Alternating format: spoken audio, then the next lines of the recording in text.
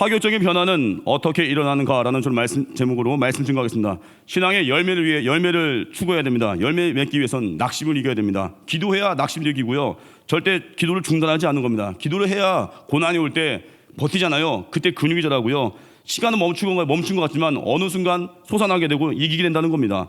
오늘 우리 인생에도 변화를 꿈꾸는 사람들이 많이 있을 것입니다. 변화를 다 갈망합니다. 하나님 우리에게 소원을 주시거든요. 하나님 우리에게 능력도 주시거든요. 그 변화에서 세 가지인데, 첫 번째가 바른 목표를 설정하라는 겁니다. 목표가 숭고해야 끝까지 갈 수 있습니다. 나를 위한 목표는요, 위험이 오면은 그냥 좌절이에요. 하나님을 위한 목표, 이웃을 위한 목표, 또 하나가 장애물이 있거든요. 어떤 장애물이 제일 큰 겁니까? 나의 자존심. 이걸 깨부숴야 된다는 거예요. 세 번째가 은혜, 십자가 은혜.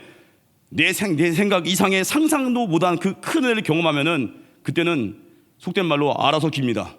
은혜 받으면 달려가는 거예요. 은혜 받으면 충성하는 거예요. 세 가지 차례로 증거하겠습니다. 첫 번째가 바른 목표 설정이 중요하다는 겁니다. 우리 인생에 누구나 다 받은 은사가 있고요. 다 달려갈 곳이 있습니다. 목표가 있고 부르심이 있습니다. 다 개인적으로 하나님 주신 다 집념이 있거든요. 근데 그 집념은 다 영광 위에서 달려갈 때 폭발력이 있습니다. 그 멕시코 원시 부족 중에 타라우마라 족이 있습니다. 근데 이들이요, 인류 역사상 가장 빠른 오래 달리기 선수라고 합니다.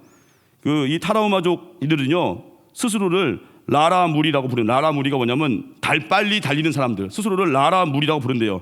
인류학자들이 이런 얘기를 했습니다.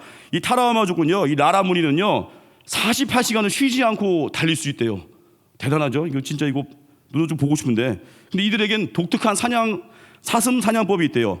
활을 쏘거나 덫을 놓지 않고 그냥 달려서 잡는데요. 이게 말이 됩니까? 이게 뭐 포레스트 검프예요? 사슴의 평균 시속이 70에서 80km고 사람은 기껏 해봤자 10km 아니면 20km거든요, 시속이. 근데 오로지 달리기로 사슴을 사냥한대요. 어떻게 할까요? 사슴을 일단 발견하면 무조건 달린대요. 당연하죠. 근데 대부분 사슴이 빠르잖아요. 놓칠 수 있는데 사슴이 시야에서 사라져도 당황하지 않고 사슴을 놓치고 나면 또 발자국과 냄새를 추적을 한대요. 흔적을 찾아서 다시 추격을 해서 결국은 발굽이 닳아서 지쳐 쓰러진 사슴을 사냥해서 돌아온다는 거예요. 끝까지 간다는 거예요. 진짜 옛날 영화에서 나온 대사같이 나는 한 놈만 패, 끝까지 간다는 거예요. 이들의 무기는요, 창이나 활이 아니라 뭐냐면 집념이에요. 내가 반드시 잡고야 말겠다. 우리 인생도 그렇습니다. 집념이 다 있거든요. 다 내 원함 때문에 다 그 인간의 고유의 집념인데, 이 집념과 열정이 말씀과 연결돼야 돼요. 하나님을 향한 목적이 돼야 돼요. 그래야 이 목적이 숭고해져야 하나님께서 우리를 통해 이루신 일들을 이루게 된다는 거예요. 우리는요, 어떤 일을 할 때 항상 승리만 해야 된다 생각하는데 아닙니다. 때로 내가 말씀 붙들고 도전했다가 뭐 열매 없을 수도 있습니다. 근데 왜 중요하냐면 이따 시도하잖아요. 최선을 다하잖아요. 그러면 이 멕시코 원시 부족 같이 그 흔적을 통해서 찾아 나서는 거예요. 우리가 어떤 일을 시도했잖아요. 그러면 부족했어도 내가 잘했던 흔적이 있습니다. 그래서 어떤 청년이 그래요. 나는 이성교제에 실패해서 더 이상 이제 연애가 싫습니다. 아니에요. 시도의 반복을 통해서 상처가 회복될 때까지 다시 시도해야 돼요. 어떻게 해요? 다시 은혜 자리에 와서 은혜 받고 다시 시도하는 거예요. 연애로 상처받았으면 다시 연애해서 푸는 거예요. 사람에게 상처받고 공동체 상처받았으면 떠나는 게 아니라 다시 은혜 받고 다시 공동체로 시도하잖아요. 그럼 내가 했던 좋은 흔적들이 있습니다. 그 흔적을 다시 밟고 다시 집념을 가지고 달려가는 거예요. 그리고 우리 결혼 안 그렇습니까? 결혼은 어때요? 내 꿈을 이루는 수단이 아닙니다. 사랑하는 사람을 위해서 채워주는 거예요. 그래서 언제나 우리 마음 점검해야 돼요. 내가 하나님께 은혜 받은 자가 돼서 부족함이 없어야 돼요. 내가 하나님으로 가득 채워지면, 내가 꽃이 되면 벌은 오는 거예요. 향기 맡고. 내가 은혜 받아서 언제 결혼해야 돼요? 더 이상 상대에게 얻을 게 없고 내가 주고 싶을 때. 언제 사람 만나야 돼요? 상대방에게 얻을 게 없고 내가 주고 싶을 때. 그때 만나면 폭발력이 있습니다. 우린 복의 통로거든요. 더 이상 세상의 조건에 매이지 않습니다. 내가 복동이거든요. 우리 뭐 그러잖아요. 뭐 결혼할 때 뭐 며느리 들어올 때 복동이 들어왔네. 우리가 영적인 복동이에요. 내가 가면 좋은 집 되는 거고요. 내가 가면 좋은 회사 되는 거고요. 영적으로 무장하십시오. 이번 명절에도 여러분들이 기도로 무장해서 나아가서 우상숭배에 거절하고 온유함으로 반응해서 가정에 예배를 세우십시오. 특별히 명절 기간 동안에 음식 잘 드시잖아요. 음식만 많이 드시지 말고 영적인 부유함을 누리십시오. 특별히 주일날 본교회 예배 드리십시오. 지방 내려가서 어디 뭐 휴대폰 켜놓고 설교만 듣고 꺼버리지 말고 예배다운 예배 드리십시오. 영광스러운 예배. 그게 명문 가문이에요. 그래서 우리 오늘 주인공 보면 삭개오가 집념의 사람이에요. 방해 요소를 뛰어넘었습니다. 일생일 때 가장 중요한 예수님 만났습니다. 1절과 2절 같이 읽겠습니다. 시작. 예수께서 여리고로 들어가 지나가시더라. 삭개오라 이름하는 자가 있으니 세리장이요 또한 부자라. 삭개오에 대해서 여리고의 세리장이고 또 부자였습니다. 삭개오를 설명하는 수식들이 있습니다. 그의 인생에 가장 중요한 진리를 발견하기 전까지 그의 집념이 부와 권력에 대한 집착으로 사용됐습니다. 목적이 숭고하지 않았어요. 여리고, 세리장, 부자. 성경은 이 단어 통해서 말하고 있습니다. 여리고 어떻습니까? 요단 서편의 노른자 땅이에요. 기후가 온화하고 샘이 많습니다. 고대부터 발달된 도시고요. 그 여리고는 세금 거두는 관리들이 로마로부터 파견돼서 늘 머물고 있습니다. 문제는 세리들이 허가받은 도둑이라 불릴 만큼 부정한 직업으로 인식이 되어 있습니다.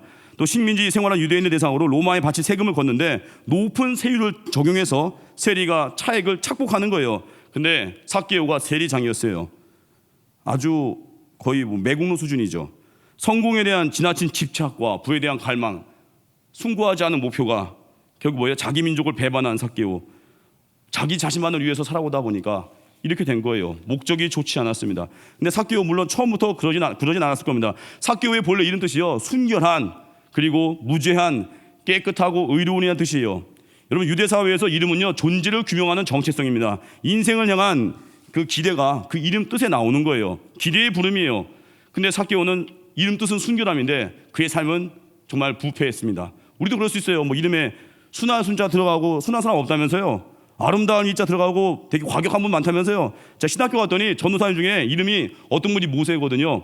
근데 맨날 지각에 어디 간지 했더니 뭐 홍해 가르러 갔다 오고 어떤 분은 전도사님 이름이 사무엘이에요. 근데 기도는 잘 안 하고 맨날 식기도밖에 안 하거든요. 이름이 사무엘인데 기도를 쉬는 죄를 범치 않으리 그 찬양 불러야 되는데 어떤 분은 전도사님 이름이 금식이에요. 근데 딱 만났더니 살이 통통해요. 이렇게 통통하게 잘 드셨어요. 이름과 반대의 경우가 있거든요. 삭개오 부모가 그의 인생 바라보면서 기대한 건요 순결하고 의로운 인생이었습니다. 근데 삭개오는 그의 인생에 부여된 정체성에서 완전히 이탈해버린 거예요. 자기 자신만을 위해서 예수님을 떠나 있었기 때문에 나를 위해 살다 보니까 힘이 없는 거예요. 그래서 삭개오는 근성은 탁월했습니다. 어떻게 보면 자수성가할 수 있는 스타일. 그런데 방향이 옳지 않았어요. 우리 인생에 목표가 올바라야 됩니다. 목표가 무엇이 돼야 돼요? 하나님 나라와 의를 위해서. 목표가 숭고해져야 돼요. 그러면 우리가 가진 에너지의 총합이 이제는 어디로 써야 돼요? 순종을 위해서만 써요. 순종만. 그래서 우리 시간 낭비하는 거 아닙니다. 그래서 우리 삶의 두각을 나타내기 위해서 바른 목표 설정이에요. 이번에 보니까 뭐 하준 파파라고 유튜버도 하고 강의도 하시는 분인데 하준 파파 황태환 씨인가요? 이분이 뭐 세바시 강연도 하고 뭐 이런 조회수도 엄청났습니다. 보니까 이분이 뭐 하나님이 재정에도 축복을 주시고 또 어려운 나라 아이들 제3국 아이들 위해서 재정을 다해서 또 섬기는 모습도 있고 또 이웃을 사랑하는 뭐 기부 문화에 대해서 이렇게 동기부여하려고 강연도 했는데 하준 파파 황태환 씨. 근데 이분이 이렇게 강의하다가 얼마 안 돼서 둘째가 황이준인데 심장마비로 돌연사했습니다. 둘째 아이가 죽었을 때 마음이 이랬대요. 기어다니면서 울고 싶었대요. 얼마나 슬펐는지. 갑작스러운 죽음 앞에서 2020년도가 아마 죽었다고 나왔는데 둘째 아이가 이 고통을 사람들이 걱정했습니다. 슬퍼했습니다. 어떻게 회복하고 일어설 수 있을까? 사랑하는 아들 장례를 마치고 또 몇 달 안 지났는데 또 이분이 강연의 자리에 다시 선 거예요.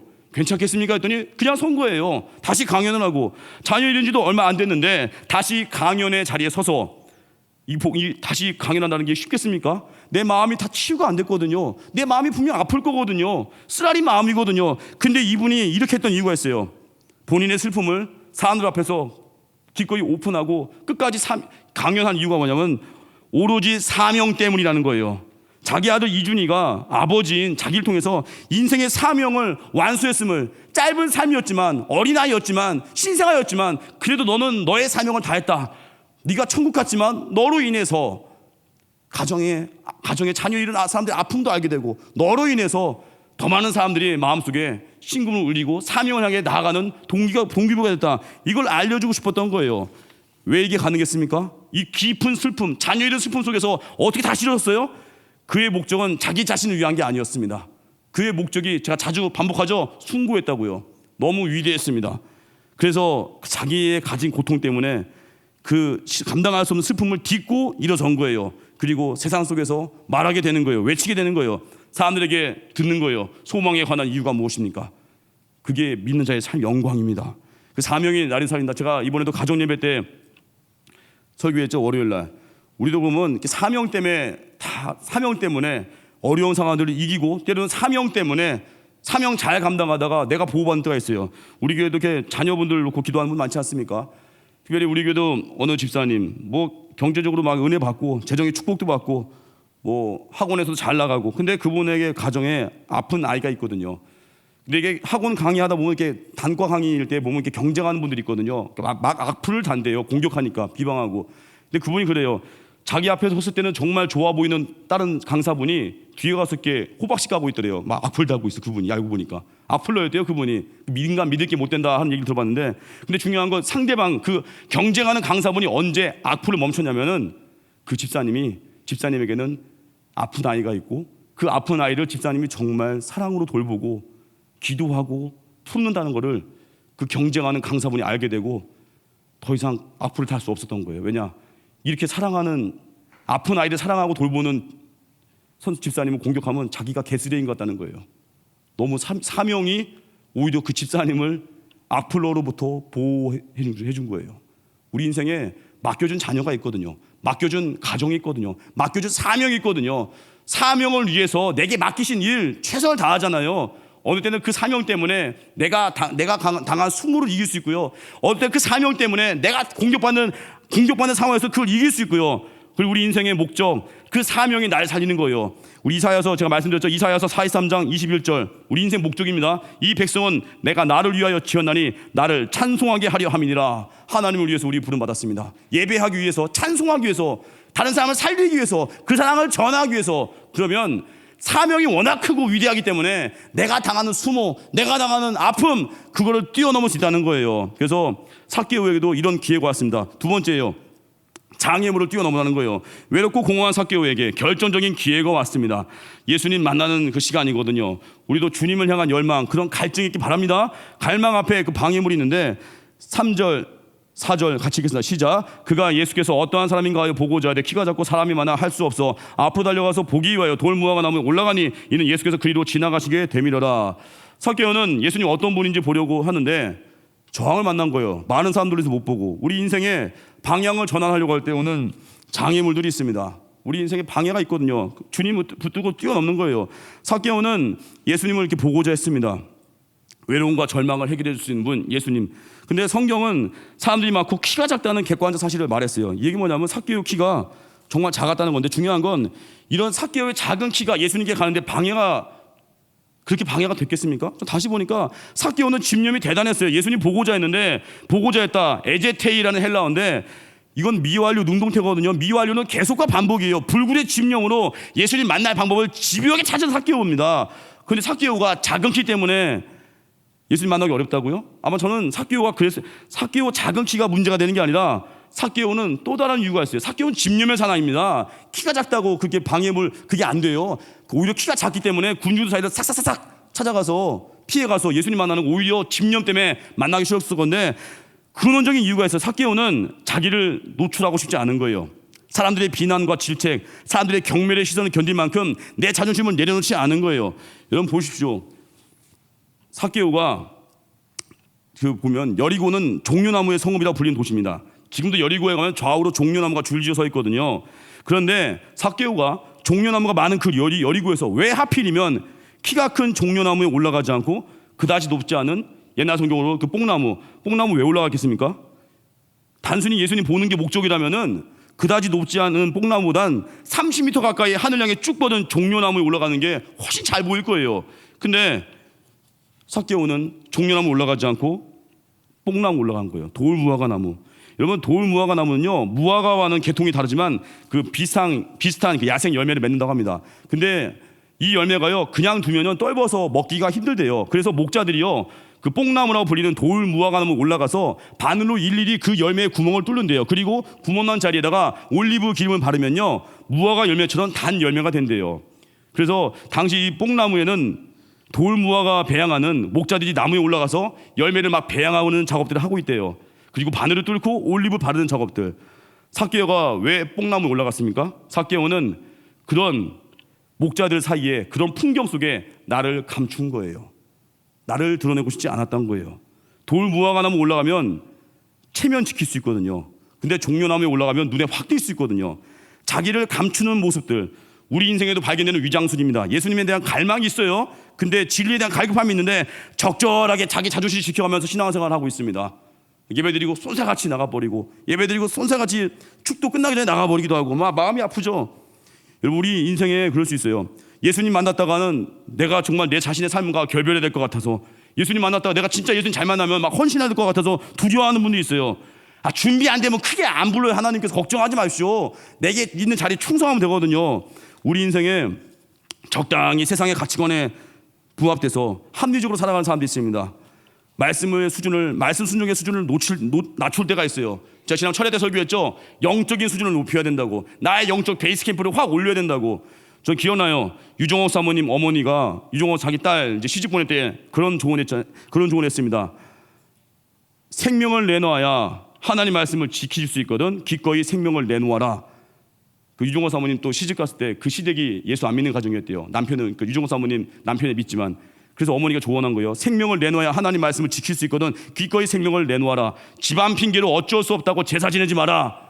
네가 하나님 말씀을 생명 다해 지키면 하나님이 너를 지키실 것이다. 말씀의 수준을 낮추지 말라는 거예요. 타협하지 말라는 거예요. 그래서 우리 그렇습니다. 요즘도 뭐 어떻게 빚 안 지고 집을 삽니까? 어떻게 빚을 안 집니까? 그 내 기준이죠. 잠언 말씀 22장 7절. 빚진 자는 체주의 종이 되느니라. 체주의 종. 당장 예배 끝나고 후불제 신용카드 가위로 잘라버리십시오. 어떤 분은 나는 새벽 기도를 못 한대요. 출근 시간이 안 맞는데요. 뭐 대중교통이 없대요. 제가 묻겠습니다. 정말 예수님 사랑하십니까? 희생하고 싶습니까? 적당히 믿으면서 많은 걸 얻고 싶은 사람들이 있어요. 도둑심보입니다. 적당히 믿을 거면 그냥 적당히 얻고 먹고 떨어지시는 거예요. 아시겠습니까? 세상 말로. 하나님께 드릴 수 있는 거 아까워하지 않는 거예요. 나는 뭐 돈이 없어서 베풀 수가 없다고요? 우리 교회도 이렇게 구제하는 분들 넉넉하지 않은 분 많습니다. 그냥 없을 때부터 돈을 떼어놓은 거예요. 내가 이건 이웃을 위해 쓰겠습니다. 이건 영혼을 위해 쓰겠습니다. 우리 교회 청년들 나는 결혼할 자매가 없어요. 결혼할 형제가 없어요. 묻고 싶습니다. 혹시 희생하고 싶은 마음이 없는 거 아닙니까? 희생을 하고 싶습니까? 그럼 왜 어렵겠어요? 물론 하나님께서 기다리게 할 때가 있어요. 우리를 준비시키기 위해서. 그리고 우리 인생에 말씀의 수준을 낮추지 마십시오. 말씀이 생명이라면서요. 이 삭개오 같이 적당하게 자기 존재를 감춰가면서 적당히 숨어가면서 그렇게 믿으니까 힘이 없는 겁니다. 그래서 우리 마지막 세 번째, 은혜에 만나야 된다는 거예요. 삭개오에게 예수님이 찾아오셨습니다. 5절 읽겠습니다. 시작. 예수께서 그곳에 이르사 쳐다보시고 이르시되 삭개오야 속히 내려오라. 내가 오늘 내 집에 유하여야 하겠다 하시니, 나무 위에 있던 삭개오가 사람들 시선을 끌지 못했습니다. 근데 예수님은 보셨습니다. 예수님은 그 감추어진 그 존재를 감추려고 했던 삭개오를 보시고 그의 집에 가시겠다고 합니다. 그리고 7절 읽겠습니다. 시작. 무사람이 보고 수군거리되 저가 죄인의 집에 유하러 들어갔도다 하더라.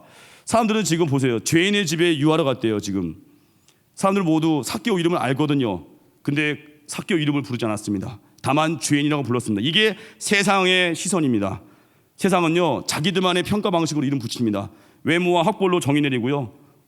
이제 수능 다가오죠. 명문대 재학생, 졸업생, 어느 대학 갔다며 애들 기도 제목 부탁할 때도 그래요. 자녀가 공부 좀 잘하면요, 되게 부모가 당당하게 기도 부탁을 합니다. 우리 자녀가 이번에 어디 지원하려고 하는데 기도 좀 해주십시오.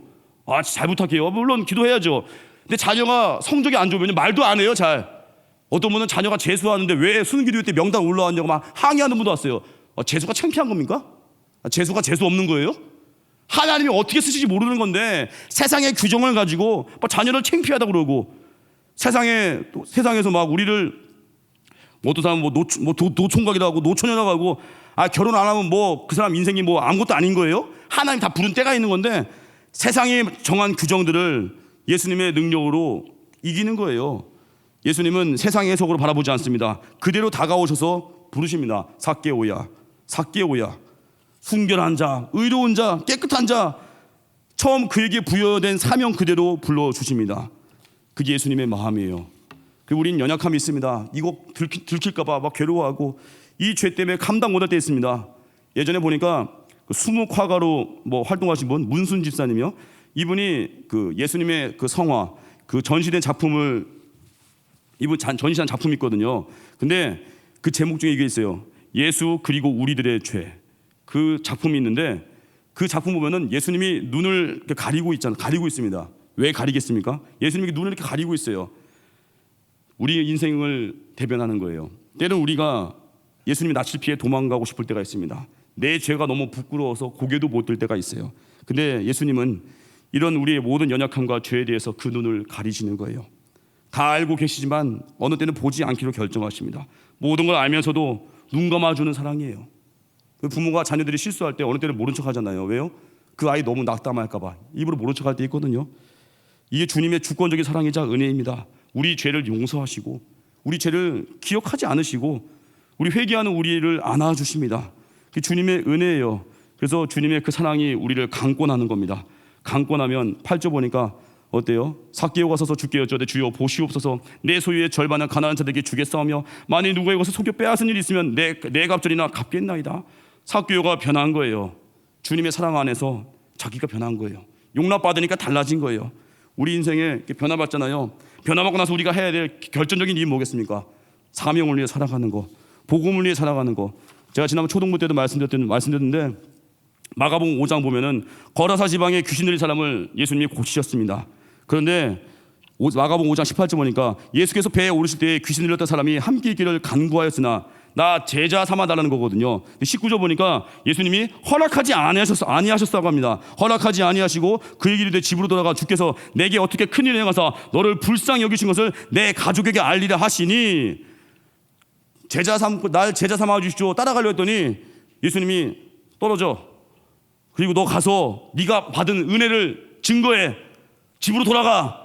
이게 뭐예요? 너를 박대했던 그곳, 너를 외면했던 그곳, 거기 가서 복음을 증거라는 거예요. 믿음은요, 내가 원하는 것만 하는 거 아닙니다. 믿음은요, 예수의 길, 좁은 길, 그 길 가는 거예요. 내가 원하지 않아도 주님 말씀이라면, 내가 원하지 않아도 주님 명령이라면 그 길 가는 거예요. 순종은요, 해본 자만 합니다. 여기 순종해보 당장 하는 거예요. 어렵지 않은 거예요. 그냥 하는 거예요. 하다 보면 아 이거였구나 하고 나서 알게 되는 거거든요. 캄보디아에서 사역하셨던 분 이야기인데 이분이 그 호세아 프로젝트라는 걸 했습니다. 어려서 캄보디아 예전 일인데 오래전 일인데 그 몸 파는 아이로 팔려갔던 아이들이 있습니다. 캄보디아에서 그 못 사는 가정에서 집안이 어려우니까 아이를 팔아버린 거예요. 그런데 그런 아이들을 구출해서 재활시키고 복음을 증거하고 다시 사회 일원으로 살도록 도와주는 호세아 프로젝트 그걸 했다는 거예요. 그 목사님께서. 그런데 되게 18살 미만의 아이들인데 부모가 너무 가난해서 팔았다는 거예요. 미성년자인데 근데 그런 아이들을 도왔다고 합니다. 그런데 어떤 아이가 이제 사회를 믿음이 생기고 사회 복귀를 잘 하게 되는데 갑자기 자기 고향으로 가겠다는 거예요. 그 이해가 안 되지. 야 너를 박대한 부모님께 왜 가니? 갔다가 또 팔리면 어떻게 할 거니? 그랬더니 그 아이가 그런다는 거예요. 내 부모는 나를 사랑하지 않아서 날 버렸지만 이제 나는 하나님의 자녀가 되었습니다. 하나님 몰라서 나를 팔아버린 그 부모님에게 복음을 전하러 나는 갑니다. 상처받은 그곳으로, 실패한 그곳으로, 넘어진 그곳으로. 왜요? 복음을 증거하기 위해서. 지금도 사역 왕성하게 하는 어떤 목사님이 어릴 적에 핍박을 무지 당했는데 자기 엄마가 자기 아버지에게 무지 두드려 맞았대요. 본인도 교회 간다고 하면 아버지가 밧줄로 묶어서 팼대요. 나무에다 묶어서. 지금 훌륭히 목회하는 분이거든요. 근데 그 목사님이 어머니의 이야기예요. 하루는 아버지한테 무지 두드려 맞아가지고 몸이 만신창이가 된 거예요. 어머니 힘이 없어요. 어머니는 신앙생활 잘 지키는데 아버지는 예수 안 믿는 동네 이름난 폭군. 남편이 하도 때려서 지친 거예요. 나가 떨어졌는데 하루는 어머니가 지친 몸을 이끌고 자기가 삼계탕을 잘 준비했대요. 닭 한 마리 잡아서. 근데 자녀분들이 아 우리에게 삼계탕을 주려는구나 하고 생각했는데 어머니가 그러더래요. 얘들아 이 삼계탕 네 아버지 갖다 주라. 날 하도 때려가지고 지금 지쳤는데 네 아버지 지옥 가면 안 된다. 네 아버지 갖다 줘라. 왜 이게 가능해요? 복음 때문에. 원수까지 용서할 수 있는 사랑, 십자가 사랑. 삭개오가 지금 이 복음 만난 거예요. 그래서 달라진 거예요. 결론입니다. 우리 인생에 결정적인 변화, 파격적인 변화 언제 일어난다고요? 목적이 숭고해져야 됩니다. 하나님 영광 위해서. 장애물이 있습니다. 장애물, 최고의 장애물은 나 자신이에요. 삭개오 같이 자기 숨기고 적당히 멀찍이 주님과 거리 유지하면서 내 것만 챙기고 구원이나 좀 받고 내 할 거 하지 않는 사람들, 그게 깨지는 순간이 옵니다. 그리고 은혜 받으면 날 받게 했던 곳, 날 상처 준 곳, 날 외면했던 사람, 그를 향해서 달려가 복음을 증거하는 십자가의 길 걸을 수 있습니다. 이게 예수의 길입니다. 자리에서 일어나겠습니다. 예수의 길 찬양하겠습니다.